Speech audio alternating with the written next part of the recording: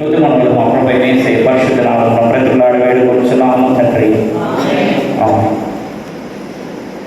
ఇందాక సహోదరులు చెప్పినట్లు ఒక చిన్నారి తన తల్లి చనిపోయిన తర్వాత కూడా తండ్రి తన బాధ్యతను స్వీకరించి ఎలాంటి ఒడిదుడుకులు లేకుండా ఎలాంటి సమస్యలు లేకుండా ఆ బిడ్డను పెంచి పెద్ద చేసినందుకు కృతజ్ఞతగా తన తండ్రిని సన్మానించుకునేందుకు ఏర్పాటు చేసుకున్నటువంటి దినం ఇది ప్రపంచంగా.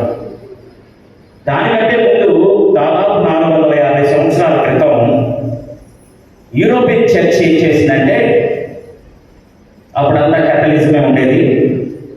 15వ శతాబ్దంలో European church to remember biological fathers, అంటే ఈ లోకపరమైన తండ్రులందరినీ జ్ఞాపకం చేసుకునేందుకు సెయింట్ జోసెఫ్ ఫాదర్స్ డే అని ఎప్పుడు స్టార్ట్ చేశారు. జోసెఫ్ అంటే యేసయ్య బయోలాజికల్ ఫాదర్. ఈ లోకంలో ఆయనకు తండ్రిగా పిలువబడినటువంటి యేసేపును జ్ఞాపకం చేసుకొని ఆయన బర్త్డేనో లేకపోతే జ్ఞాపకం చేసుకునే దినాన్ని చర్చి ఒక డిసైడ్ చేసి డిసెంబర్ 19ని ఈ ఫాదర్స్ డే జరుపుకుంటునేవారు. సంవత్సరాల తరబడి, శతాబ్దాల తరబడి. తర్వాత 19వ శతాబ్దం నుంచి ఇదొక ఆనవాయితీగా మారింది. ప్రత్యేకించి 1972 తర్వాత మదర్స్ డే ఉన్నటువంటి ప్రాధాన్యత ఫాదర్స్ డే కూడా వచ్చింది. ఎందుకు ఈ మాట, ఎందుకు ఈ ఫాదర్స్ డేలు మదర్స్ డేలు ఎందుకు జరుపుకోవాలి? ఈ ప్రత్యేకమైన రోజే తల్లిని తండ్రిని సన్మానించి వారికి ముందు పెట్టి హక్కుని మా పాప ఓకే పంపించింది, దూరంగా ఉంటూ ఓకే పంపించింది. ఇవన్నీ మన జీవితంలో ఒక ప్రేషస్, ఒక ప్రశస్తమైనటువంటి అనుభవాలే. కానీ ఈ రోజే ఎందుకు చేయాలన్నటువంటి ఆలోచిస్తూ ఉండగా పరిశుద్ధ లేఖన భాగాలు రాబోయేటువంటి తరాల గురించి ఒక మంచి మాట చెప్పారు. జ్ఞానైన సొలొమోను రాబోతున్నటువంటి తరాల పిల్లల యొక్క ఆలోచనలను, రాబోతున్న తరాల పిల్లల యొక్క మాట సరళిని, వాళ్ళ యొక్క ప్రవర్తన సరళిని సొలొమోను కొన్ని వందల వేల సంవత్సరాల క్రితమే ఆలోచించి ఒక మాట చెప్తున్నాడు. సామెతల గ్రంథము 30వ అధ్యాయము 11వ వచనం, తమ తండ్రిని శపించుచు తల్లిని దీవించని తరం కలదు. ఈ జనరేషన్ రాబోతుందని కొన్ని సంవత్సరాల క్రితం, కొన్ని వందల సంవత్సరాల క్రితం సొలొమోను రాజు ఊహిస్తూ ఉన్నాడు. తన జ్ఞానాన్నంతా రంగరించి రాసినటువంటి మాటిది. రాబోతున్న రోజుల్లో తల్లిని శపించి తండ్రిని శపించేటువంటి తరాలు వస్తాయి కనుక ఇలాంటి ఫాదర్స్ డేలు, మదర్స్ డేలు, బ్రదర్స్ డేలు ఇవన్నీ కూడా అనివార్యం అవబోతున్నాయి, తథ్యం అవబోతున్నాయి అనేటువంటి ఆలోచన జ్ఞానం కలుగుతూ ఉంది. కొన్ని సంవత్సరాల క్రితమే, కొన్ని వందల సంవత్సరాలకు మునిపే ఈ రోజుని దేవుని యొక్క జ్ఞానంతో కలిగినటువంటి జ్ఞాన పూర్ణుడైనటువంటి సొలొమోను ఊహించి రాస్తున్నాడు. ఈ రోజు దాన్ని మనం అందరం పాటిస్తూ ఉన్నాం. ప్రియమైన దేవుని సంగమా, ఈ రోజు నా తల్లిని తండ్రిని గౌరవించినటువంటి కుటుంబాలు తయారవుతూ ఉన్నాయి. తల్లిని తండ్రిని వాటాలు వేసుకునేటువంటి కుటుంబాలు తయారవుతూ ఉన్నాయి. తండ్రి పాపం ఎవరికి అవసరం లేనటువంటి వస్తువు. తల్లి అయితే పనులను చేస్తుంది కనుక కుటుంబాలన్నీ తల్లిని ప్రిఫర్ చేస్తున్నాయి. కారణం ఏంటంటే, ఇప్పుడు మీరు వారం పైన కుటుంబాలు చూడండి, నేను ఎవరిని విమర్శించడం లేదు, వాళ్ళందరూ వాళ్ళ తల్లిని తీసుకుని వెళ్ళేందుకు ఇష్టపడతారు. ఎందుకంటే తల్లి పని అంతా చేస్తుంది ఇంట్లో. తండ్రి ఏం పని చేయడు, కూర్చొని పని చేయించుకుంటాడు. కనుక ఈరోజు ఎందుకో తండ్రులు వెనకబడిపోతున్నారు.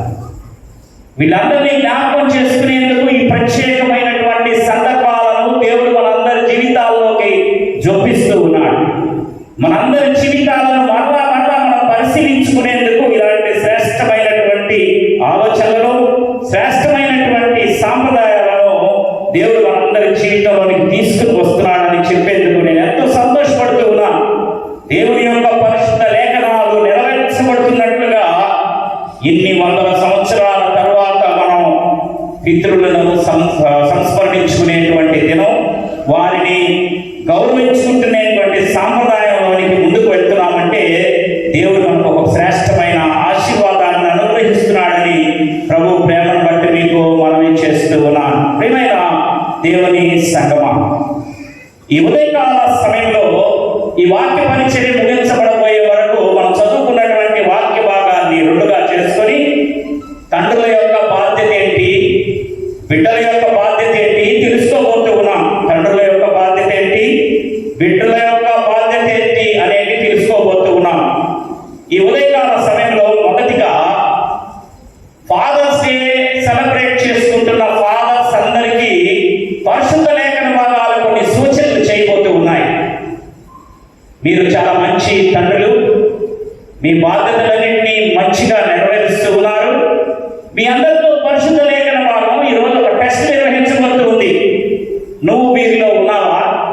నీ ఆలోచన, నీ కుటుంబం పట్ల నీకున్నటువంటి అవగాహన, నీ కుటుంబం పట్ల నీకున్నటువంటి నీ ప్రవర్తన దేవుని యొక్క వాక్యానికి అనుసరించుందా లేదో మమ్మల్ని మేము పరిశీలన చేసుకోబోతూ ఉన్నాం. మొట్టమొదటిగా యెషయా గ్రంథము 38వ అధ్యాయము, యెషయా గ్రంథము 38వ అధ్యాయము 19వ వచనం చూస్తే, సజీవులు సజీవులే కదా నిన్ను స్తుతించుదురు, ఈ దినమున నేను సజీవుడనై నిన్ను స్తుతించుచున్నాను. తండ్రులు కుమారులకు నీ సత్యమును తెలియజేతురు. తండ్రులు కుమారులకు నీ సత్యమును తెలియజేతురు. తండ్రుల యొక్క మొట్టమొదటి బాధ్యత ఏంటంటే కుమారులకు కుమార్తెలకు ఈ లోకంలో దేవుని యొక్క ప్రశస్తమైన శ్రేష్టత ఏంటో తెలియజేయాలి. ఈ లోకంలో మనం ఈ విధంగా జీవిస్తున్నామంటే దీనికి ఆధారభూతుడైన వాడెవడో తెలియజేయాలి. దేవుని యొక్క కృప మన జీవితంలో, మన కుటుంబంలో, మన పరిసరాల్లో, మన ఇంట్లో ఏ విధంగా ఆశీర్వాదాలు ఇస్తుందో తెలియచేయాలంట. ఈ సువార్తను మొట్టమొదట ప్రతి తండ్రి తన బిడ్డకి, తన కుటుంబానికి తెలియజేయాలంట. మీరు ఆదికాండం చూసినట్లయితే అవ్వను దేవుడు నిర్మించిన విధం మీరు గమనించారా? అవ్వకి బయోలాజికల్ ఫాదర్ ఎవరో తెలుసా? ఆదామే. ఆదాము ఎముకలు తీసి దేవుడు అవ్వను సృష్టిస్తున్నాడు.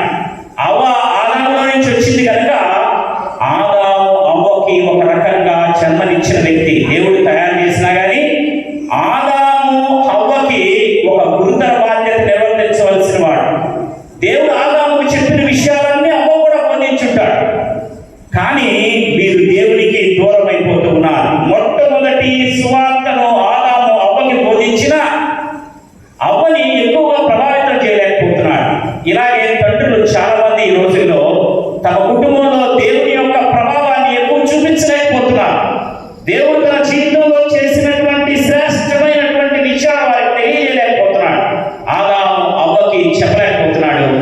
ఏదేదో వనంలో నుంచి బయటకు వచ్చేసిన తర్వాత కైలికి ఆవిలి కూడా చెప్పలేకపోతున్నాడు. ఆదాము తన బిడ్డలిద్దరికీ పాపం అంటే ఏంటి, దేవునికి దూరంగా ఉండడం అంటే ఏంటి, దేవునితో ఎడబాటు అంటే ఏంటి, దేవుడిచ్చిన ఆశీర్వాదాలు దూరం చేసుకోవడం అంటే ఏంటని ఆ ఇద్దరు చెప్పలేకపోతున్నారు కనుక ఒకడు హంతకుడు అయిపోతున్నాడు, ఒకడు హతమైపోతున్నాడు. ప్రియమైన తండ్రులారా గమనించండి, మీ బిడ్డలు పక్కదావ పడుతున్నారంటే కారణం నువ్వే.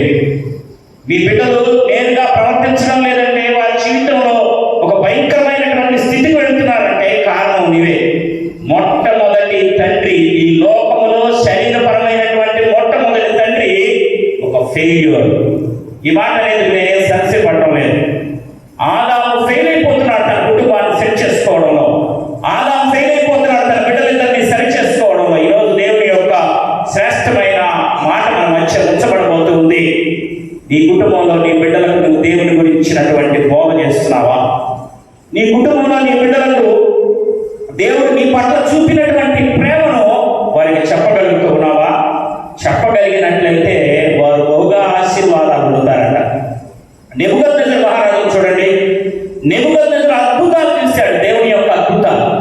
అతను దేవునికి దగ్గరగా జీవించేటువంటి తండ్రి కాకపోయినా దేవుని యొక్క అద్భుతాలు చూశాడు.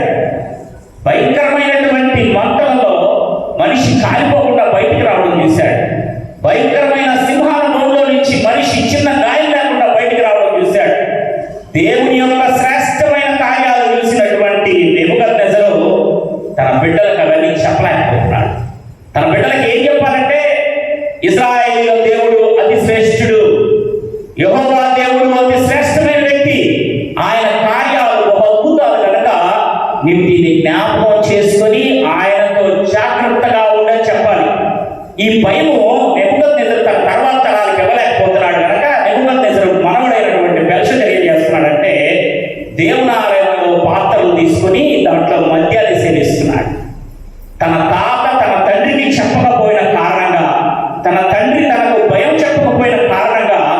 దేవుడంటే భయం లేకుండా ప్రవర్తిస్తున్నారు. ఈ రోజుల్లో ఎంతో మంది యవనస్తులు దేవుని సన్నిధిలో ఎలా ప్రవర్తించాలో వారికి తెలియడం లేదు. దేవుని సన్నిధి జరుగుతూ ఉంటే మీరు బయట నిలబడుకొని ఉంటారు. దేవుని సన్నిధిలో ఉండకుండా తమ ఇష్టం వచ్చినట్టు జీవిస్తూ ఉంటారు. దేవుని సన్నిధిలోనికి వచ్చి కూడా దేవుని సన్నిధి యొక్క శ్రేష్టతని కడిచి ఉండబెడుతూ ఉంటారు, పక్కన పెట్టేస్తూ ఉంటారు. వారి తల్లిదండ్రులు ఎంతో శ్రేష్టమైన భక్తిలో జీవిస్తూ ఉన్నా బిడ్డల యొక్క శ్రేష్టతను, బిడ్డల యొక్క భక్తిని గమనించని తల్లిదండ్రులుగా ఉంటూ ఉన్నాం ఈరోజు. నీ బిడ్డ నా బిడ్డ ఏం చేస్తుంది సంఘంలోకి వచ్చి కూర్చొని? నీ బిడ్డ నా బిడ్డ దేవునికి దగ్గరగా జీవిస్తుందా లేదా? వాళ్ళు దేవునికి భయపడి ఉంటున్నారా లేదా అనేది ఎంతమందిని గమనిస్తూ ఉన్నట్లయితే నీ బిడ్డలు శ్రేష్టమైన ఆశీర్వాదాలుగా ముందుకు వెళ్తారు. నోవహు జీవితాన్ని గమనించరా?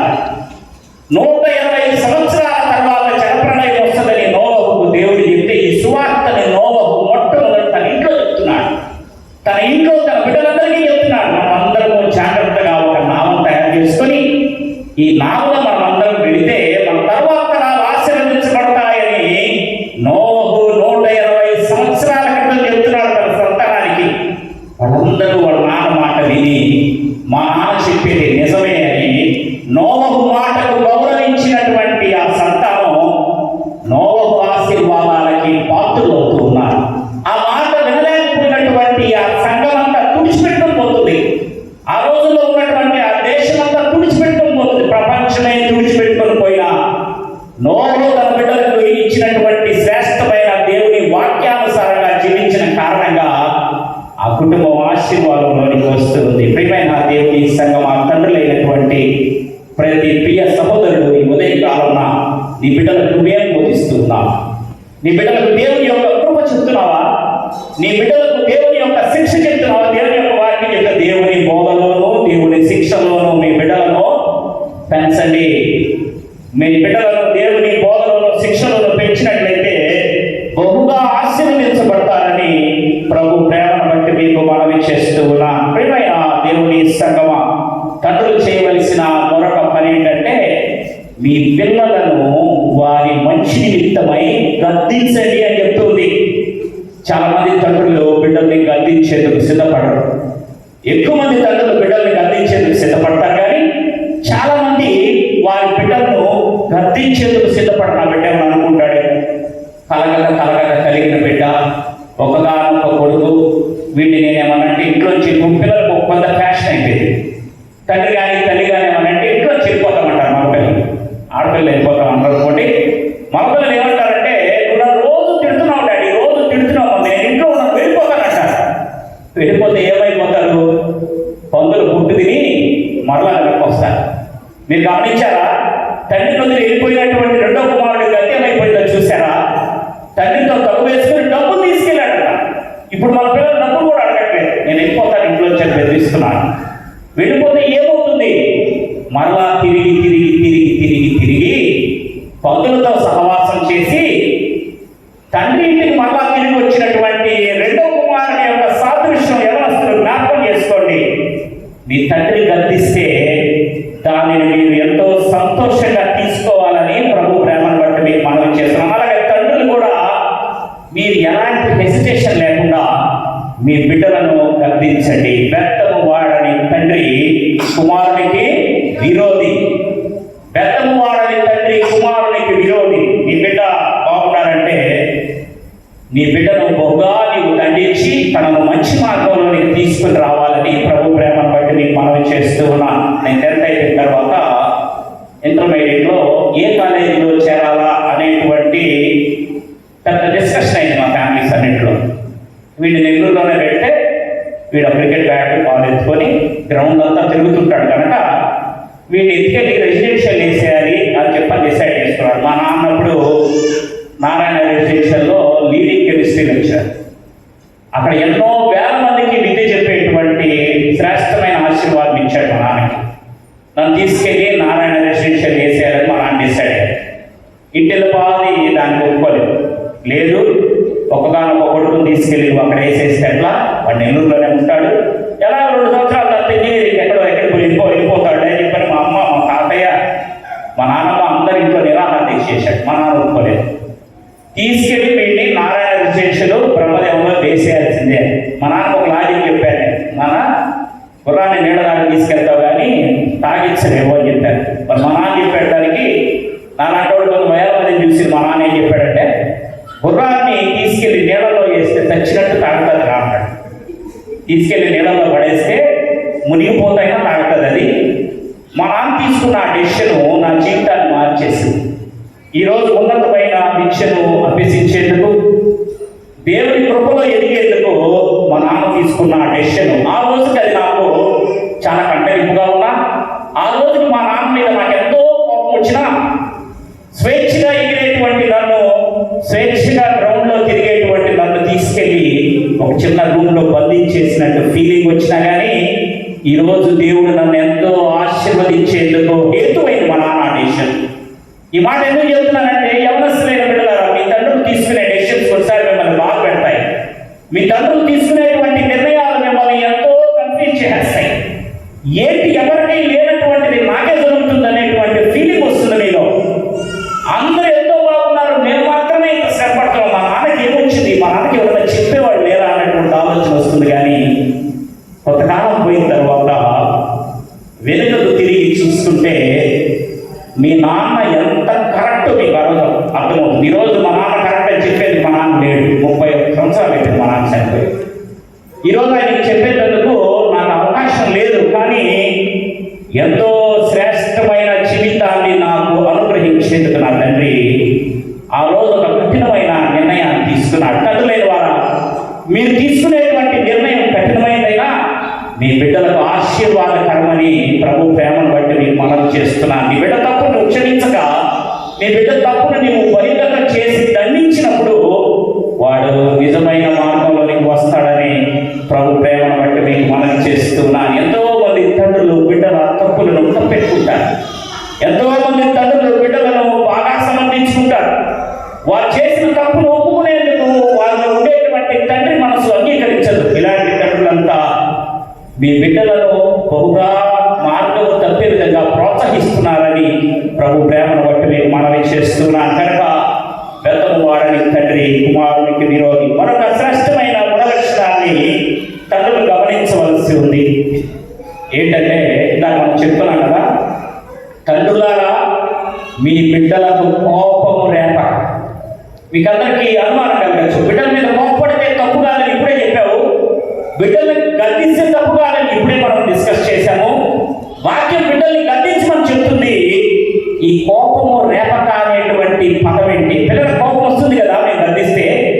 మరి ఈ కోపము రేపక అనే పదం ఏంటంటే, బిడ్డలకి ఎలా కోపం రేపకూడదంటే, తండ్రి సంపాదించిన స్వాస్థ్యం, తండ్రులు సంపాదించిన స్వాస్థ్యం, తండ్రి ఈ లోకంలో సమకూర్చుకున్నటువంటి శ్రేష్టమైన ఆర్జితం అంతా కూడా బిడ్డలకు దానిపైన హక్కు ఉంటుంది. కొంతమంది తండ్రులు ఏం చేస్తారంటే, తమ వ్యసనాలతో, తమ దుర్వ్యసనాలతో, తమ దుర్వ్యాపారాలతో వారు సంపాదించిందంతా సర్వనాశనం చేస్తారు. ఇది కుమారులకు కుమార్తెలకు కోపం రేపేటువంటి హేతు. తండ్రులు గమనించాల్సింది ఏంటంటే, మీరు సంపాదించింది మీ వ్యసనాలకు ఖర్చు పెట్టుకోక, మీరు సంపాదించినటువంటి ప్రతి స్వాస్థ్యం కూడా మీ బిడ్డలకు దానిపైన హక్కు ఉంటుంది అనేటువంటి ఒక స్పృహని జీవితంలో ఉండాలి. నేను సంపాదించేదంత నాది కాదు. చాలా మంది తండ్రులు మాట్లాడతారు, నేను సంపాదించాను తాగేస్తున్నాను, నేను సంపాదించాను జోలు మాడేస్తున్నాను, నేను సంపాదించాను ఇష్ట ప్రకారం తిరిగేస్తాను. ఎవడు కూడా నేను అడిగేదానికి లేదు. నా కష్టార్జితమని భార్యతో బిడ్డలతో వాదించేటువంటి తండ్రులతో దేవుని యొక్క వాక్యం మాట్లాడుతుంది. నువ్వు నీ బిడ్డలకు కోపం రేపుతున్నావు, నువ్వు నీ బిడ్డల జీవితాలకు నాశనమయ్యేటువంటి కోపాలు తెప్పిస్తున్నావు వారికి. దేవుని యొక్క వాక్యం మనల్ని మరలా గర్దిస్తూ ఉంది. తండ్రులైన వారు జాగ్రత్తగా ఉండండి. మీ ప్రేమ ఇవన్నీ కూడా మీరు రేపేటువంటి కోపంలో కొట్టుకుపోతాయి కనుక మీ బిడ్డలకు కోపం రేపక, మీ స్వాస్థ్యాన్ని మీ బిడ్డల కోసం పదిలపరిచి, మీ కష్టార్జితాన్ని మీ బిడ్డలు అనుభవించే విధంగా ఆశీర్వదించి, వారి జీవితాల్లో ఒక శ్రేష్టమైన ఉన్నతమైన వ్యక్తిగా నిలబడాలని ప్రభు ప్రేమను బట్టి మీకు మనవి చేస్తున్నాను. తండ్రులారా, మీ బిడ్డలకు కోపము రేపక.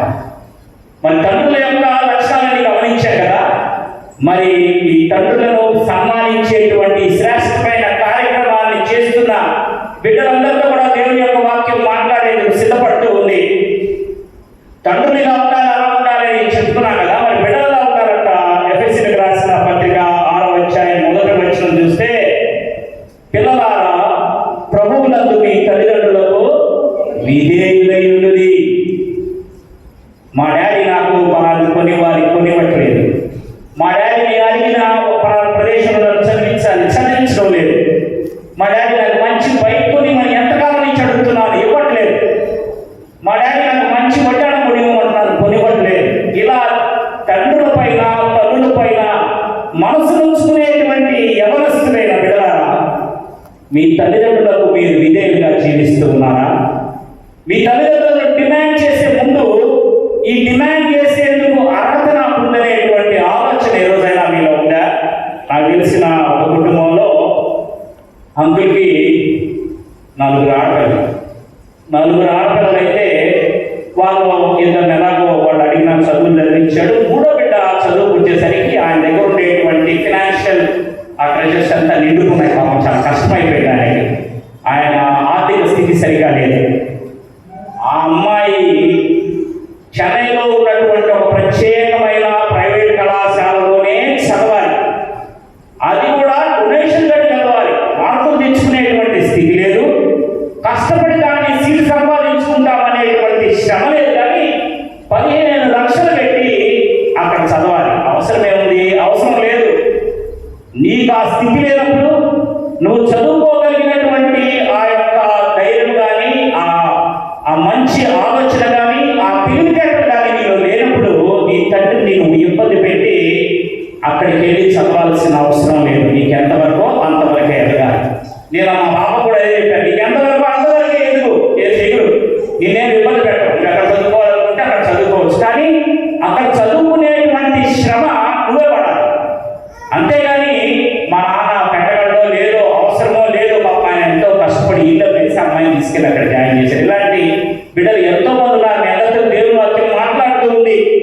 మీ తండ్రుల యొక్క స్థితి గమనించకుండా, మీ తల్లి యొక్క ఆర్థిక స్థితి గమనించకుండా, మీ కుటుంబంలో ఉన్నటువంటి పరిస్థితులు గమనించకుండా ఆకాశానికి మించిన వేసే యవనస్తులతో దేవుని వాక్యం మాట్లాడుతూ ఉంది. ఉదయకాల సమయంలో మీ తల్లికి మీ తండ్రికి మీరు విధేయులై ఉండడం అంటే వాళ్ళ పరిస్థితి గమనించి, నీకున్నటువంటి వనరులను గమనించి, నువ్వు చేయగలిగిన స్థితిని గమనించి ముందుకు వెళ్ళలేదని ప్రభు ప్రేమను బట్టి మీకు మనవి చేస్తూ ఉన్నా.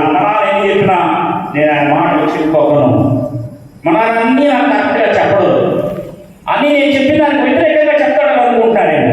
ఇస్సాకుని అబ్రహాం ఏం చేశాడంటే, రేపు పొద్దున మనం బయలుదేరి కొండపైకి బలించేదానికి వెళ్దాం అంటాడు. అలాగే డాడీ అని చెప్పి మొత్తం రెడీ చేసుకుంటాడు.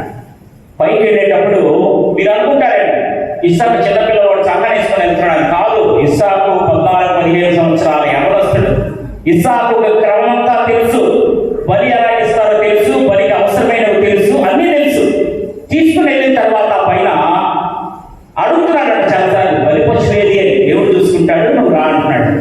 అక్కడికి వెళ్ళిన తర్వాత మొత్తం పేర్చి చిట్టి పేర్చి దానిపైన ఎవరిని పెట్టాలని చూస్తున్నప్పుడు ఇస్సాకు అర్థమైపోతుంది, మా నాన్న నన్నే బలి ఇవ్వబోతున్నాడు. ఈరోజు యవనస్తులు ఏం చేస్తారు? తండ్రిని తీసుకెళ్లి బలి ఇవ్వబోతే 90 ఏళ్ల వృద్ధుడైన అబ్రహాం పిల్లలు ఈ రోజు ఉంటే 14-15 సంవత్సరాలు మంచి శక్తిలో ఉన్నటువంటి పిల్లలు ఏం చేస్తారంటే, అబ్రహాం ఒక తోపు దోసి కింద పడేసి అక్కడి నుంచి కొండ మీద నుంచి కింద పరిగెత్తేస్తారు. ఎందుకంటే అబ్రహాం ఇస్సాకుతో పరిగెత్తలేడు కనుక.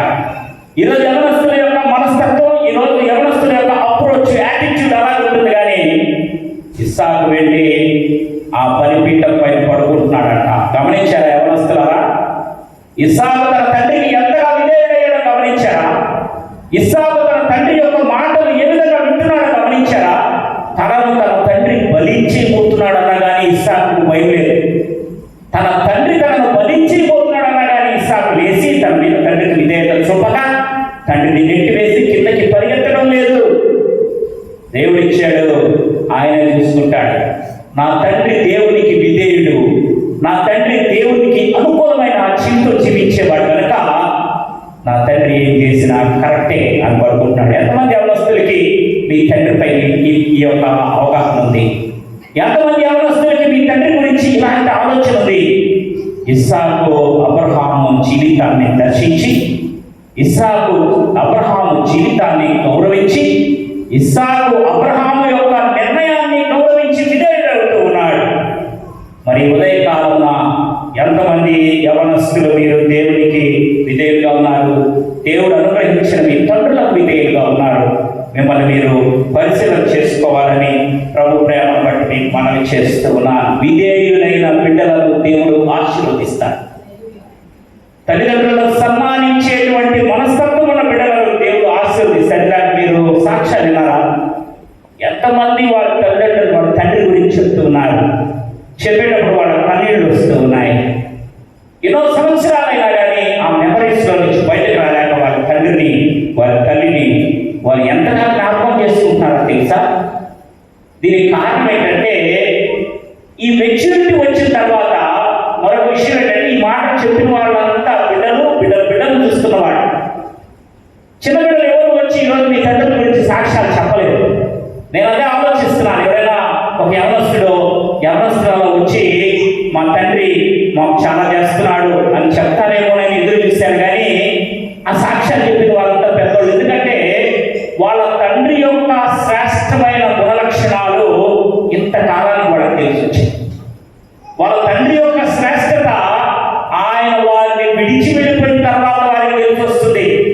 ఇందాక మా నాన్న వెళ్ళిపోయిన తర్వాత మా నాన్న గురించి ఆ శ్రేష్టమైన ఆ విషయాలు నాకు జ్ఞాపకం వస్తున్నాయి. మరి ఎందుకు చెప్తున్నానంటే, యవనస్తులైన వారికి ఇంకా ఆ పరిపక్వత రాక, వారు పరిపక్వత వచ్చేసరికి వారి తండ్రి వారి దగ్గర ఉంటారో లేరో తెలియక, ఈరోజు దేవుని యొక్క వాక్యం మీకు ఒక మంచి ఆలోచన ఇస్తుంది. మీ తండ్రిని మీ తల్లిని నేరుగా వెళ్ళి వారు మీకు చేస్తున్న శ్రేష్టమైనటువంటి క్రియలను వారి ముందే కొనియాడండి. వారికే చెప్పండి. దేవుడు బహుగా ఆశీర్వదిస్తాడు. ఈ రోజుల్లో తండ్రి ప్రత్యేకించి అన్సీన్ హీరో. ఎంతో మంది ప్రత్యేకించి కూతుర్లకి తండ్రి డైరెక్ట్గా బయటకు డిస్క్లోజ్ చేసుకునే హీరో, కానీ కొడుకులు బయటకు చెప్పుకోరు. కానీ వారికి వాళ్ళ తండ్రి ఒక హీరో. మా నాన్న హీరో. మా నాన్న ఎంతో మందికి విద్యాదానం చేశాడు. ఎన్నో వేల మందిని చదివించాడు. ఎన్నో వేల మందికి విద్యనిచ్చాడు. అతి కొద్ది సమయం మా నాన్నతో ఉన్నా, మేము 16-17 ఏళ్ళు.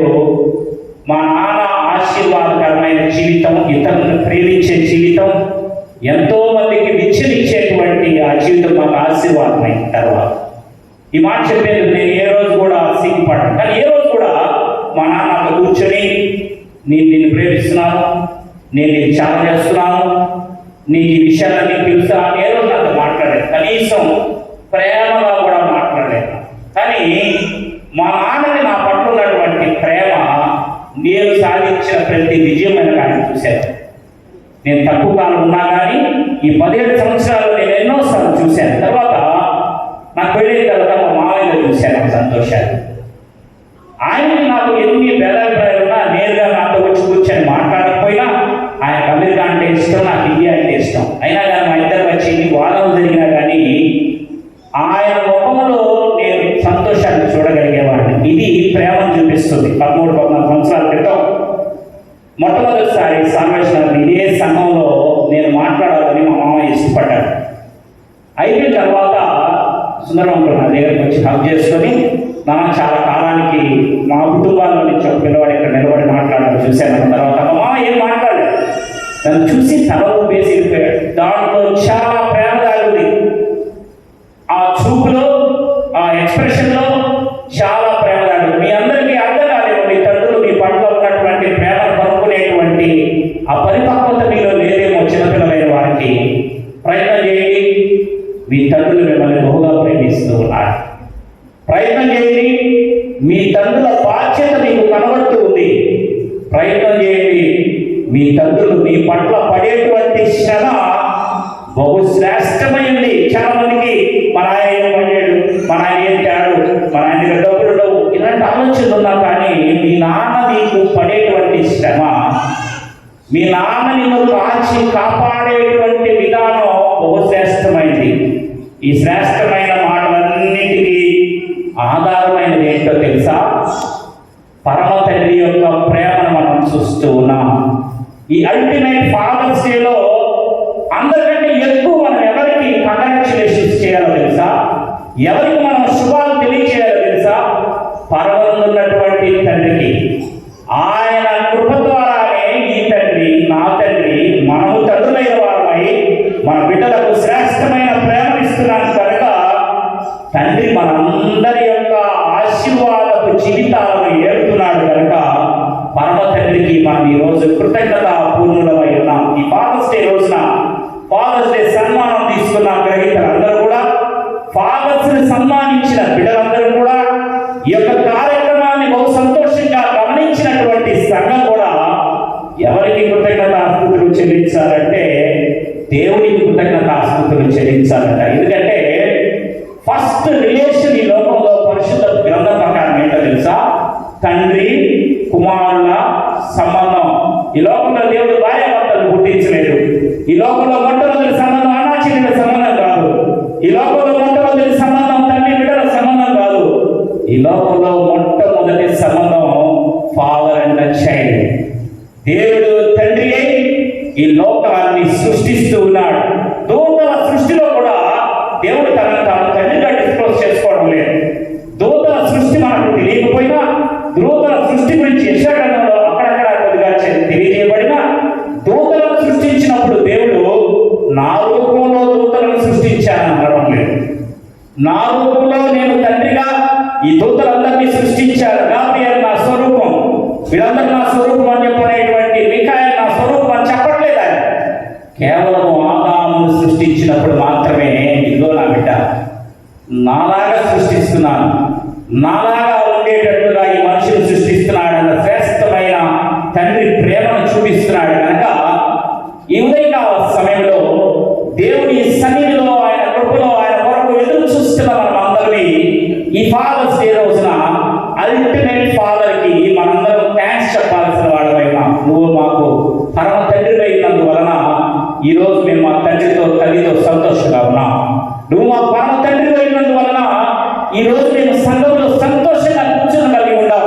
నీవు మాకు పరమ తండ్రి అయినందువలన మా కుటుంబంలో ఏ పొదువా లేకుండా జీవిస్తున్నామని ప్రభు ప్రేమను బట్టి మీకు మనవి చేస్తూ ఉన్నాం. తప్పిపోయిన కుమారుడు తిరిగి వచ్చిన తర్వాత దూరం నుంచి చూసిన తండ్రి మొదట మసకగా తన కుమారుడు కనపడకపోగా దగ్గరికి వచ్చే కొద్దీ ఇది నా కుమారుడు అని గమనించిన తండ్రి వేరే మాట్లాడటం లేదు. అతని దగ్గరికి వెళ్ళి డైరెక్ట్గా హక్ చేసుకొని ముద్దు పెట్టి ఆ బిడ్డపై పడి ఏడుస్తున్నాడు. ఆ తండ్రి తన కుమారుడు తిరిగి వచ్చిన దానికి సంతోషపడుతున్నాడు. వాడు ఏం చేశాడు, ఎలా వెళ్ళాడు, ఎన్ని మాటలు అన్నాడు, ఏ విధంగా దూషించాడు, ఏ విధంగా తన డబ్బును నాశనం చేసేసాడు, ఇవన్నీ సెకండరీ. తండ్రికి వెళ్ళిపోయినటువంటి కుమారుడు సజీవుడై తిరిగి వచ్చాడు. ఇది ఆయన కన్సర్న్. కుమారుడు ఏం తీసుకెళ్ళాడు, ఏం తెచ్చాడు, ఎంత పెచ్చరలు చేశాడు ఆ డబ్బు అనేది అతనికి ఇర్రెస్పెక్టివ్. కానీ వెళ్ళిపోయిన కుమారుడు సజీవుడై నా దగ్గరకు వచ్చాడనేటువంటి ఆ గొప్ప ఆతృత ఆ తండ్రిని ఆ బిడ్డపై పడి ఏడ్చే విధంగా ప్రేరేపిస్తుంది. ఈ ఉదయకాల సమయంలో పాపానికి బానిసలైపోయినటువంటి కుమారుడైన మనం, పాపంలో పడి కొట్టుకుపోతున్నటువంటి కుటుంబాలైనటువంటి మనం, ఒకరితో ఒకరికి సఖ్యత లేకుండా జీవిస్తూ సంఘంలో భయంకరమైనటువంటి స్థితిలో ఉంటున్న అందరినీ వెనుకకు తిరిగి చూసిన తర్వాత ఆయన మన పైన పడి ఏడ్చేందుకు సిద్ధంగా ఉన్నాడు. మన ఈ లోకంలో ఉన్నటువంటి తండ్రి గారి తల్లి గారి కొన్నిసార్లు మనం క్షమించలేకపోవచ్చు, మన సిబ్లింగ్స్ మనల్ని క్షమించలేకపోవచ్చు, మన బిడ్డలు మనల్ని క్షమించలేకపోవచ్చు. కానీ తిరిగి తండ్రి దగ్గరకు వచ్చిన ఏ కుమారుని కానీ కుమార్తెను కానీ దేవుడు హక్కును చేర్చుకుంటాడు. వారి పైన పడి ఏడ్చి వారిని తన దగ్గరగా తీసుకొని వారిని తన నీడలో కాపాడేందుకు సిద్ధంగా ఉన్న తండ్రిని కలిగి ఉన్న మనందరికీ ఈ యొక్క శుభదినాన హ్యాపీ ఫాదర్స్ డే చెప్తూ ఉంది. శ్రేష్టమైన తండ్రిని కలిగి ఉన్న ప్రతి ఒక్కరికి ఈరోజు హ్యాపీ ఫాదర్స్ డే. శ్రేష్టమైన దేవుని మనం తండ్రిగా కలిగి ఉన్నందుకు మనం అందరం తెలియదు. ఏ పురాణమైనా చూడండి, ఏ మత గ్రంథమైనా చూడండి, ఏ దేవుడు కూడా తన ప్రజలకు తండ్రిగా కనపరుచుకోవడం లేదు. మీరు వెతికి చూడండి, నేను చాలా గ్రంథాలు చూశాను. ఎక్కడ కూడా నేను మీకు తండ్రిని అని చెప్పిన దేవుడు లేడు, నువ్వు నా తండ్రిని అని చెప్పుకున్నటువంటి భక్తులు లేరు. ఈరోజు ఆ శ్రేష్టమైన ఆశీర్వాదంలోనికి నడిపించబడిన ఈ యొక్క ఉదయకాల సమయంలో దేవునికి విధేయులమై దేవుని యొక్క కృపలో ముందుకు వెళుతూ దేవుని యొక్క తండ్రిత్వాన్ని అర్థం చేసుకోగలిగి ఆ పితృవాత్సల్యానికి మనం లోపడి దేవునికి విధేయులై జీవించాలని ప్రభు ప్రేమను బట్టి మీకు ఆహ్వానం తెలియజేస్తూ ఉన్నాను. యవనస్తులైన వారందరూ తండ్రులకు విధేయులై ఉండాలని చదివారు కదా. మనమందరము దేవునికి విధేయులై ఉంటే దేవుని యొక్క పితృ సంస్మరణ దినోత్సవాన్ని మనం సంతోషంగా ఈరోజు జరుపుకుంటున్నామని, ఈ ఫాదర్స్ డే మన జీవితంలో దేవుని తండ్రిగా కలిగి ఉన్నందుకు జరిపించుకునేటువంటి శ్రేష్టమైన పర్వదినం అని ప్రభు ప్రేమను బట్టి మీకు మనవి చేస్తున్నాను. నేను ఊహించబోతున్నాను. తండ్రులైన వారు మీ బిడ్డలకు దేవుని బోధ నేర్పండి. తండ్రులైన వారు మీ బిడ్డలను దేవుని యొక్క శిక్షా స్మృతిలో పెంచండి. తండ్రులైన వారు మీ బిడ్డల స్వాస్థ్యాన్ని నాశనం చేయక, మీ దుర్వ్యసనాలతో మీ కుటుంబాన్ని నాశనం చేయక మీ బిడ్డల ముందు సరైన స్థితిలో నిలబడండి. తండ్రులైన వారు మీ బిడ్డలను ప్రేమించి ముందుకు వెళ్ళండి. బిడ్డలైన వారు మీ తండ్రులకు విధేయులై వారు మిమ్మల్ని శిక్షించేటువంటి విధానంలో ఉన్నటువంటి సరైనటువంటి ఆలోచన కనుగొని వారితో కలిసి ప్రయాణం చేయండి. అల్టిమేట్గా మనమందరము దేవుని యొక్క బిడ్డలం అనేటువంటి స్పృహలోనికి వస్తూ దేవుడు మనల్ని సృజించి ఆదరించి ఆశ్రయించి మనందరికీ అవసరమైనటువంటి ప్రతి ఈడిని మనకొచ్చి ఆయన మనల్ని కాచి కాపాడుతున్న క్రమంలో ఈ యొక్క శుభ సందర్భంగా ఆయన కలిగి ఉన్న మనం ధన్యులమని ఈ ఫాదర్స్ డే జరుపుకునేందుకు సిద్ధపడతాం.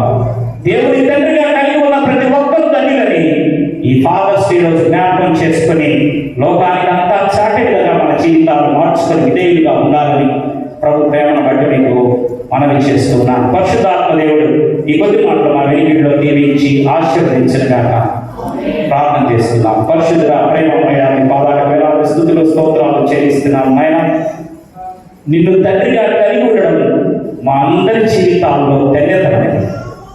ఎంతో మందికి లేని ఈ శ్రేష్టమైన ధన్యత మీరు మాకు అనుగ్రహిస్తున్నారు తండ్రి. మిమ్మల్ని తండ్రి అని పిలవగలిగిన శ్రేష్టమైన అర్హత మీరు మాకు అనుగ్రహిస్తున్నందుకు వందనాలు స్తోత్రాలు. నీకు విధేయులమైన బిడ్డలుగా జీవించేందుకు నా తండ్రి శ్రేష్టమైన వాడు కనుక నా ప్రవర్తన శ్రేష్టమని లోకానికి చూపించే విధంగా మమ్మల్ని మేము మార్చుకునేందుకు మాకు అనుగ్రహించండి. ఆ మంచి ఆలోచనలోని మమ్మల్ని నడపండి. మిమ్మల్ని తండ్రిగా కలిగిన మేము ఈ ఫాదర్స్ డే రోజున, ఈ శ్రేష్టమైన దినోత్సవం రోజున నిన్ను జ్ఞాపకం చేసుకుంటూ మేము చేసుకుంటున్న ఈ పరిశీలనను ఆశీర్వదించి అనుగ్రహించమని ఈ కొద్ది మనలో మా ప్రభువైన యేసు పరిశుద్ధ నామమున బ్రతిమలాడి వేడుకొనుచున్నాము తండ్రి.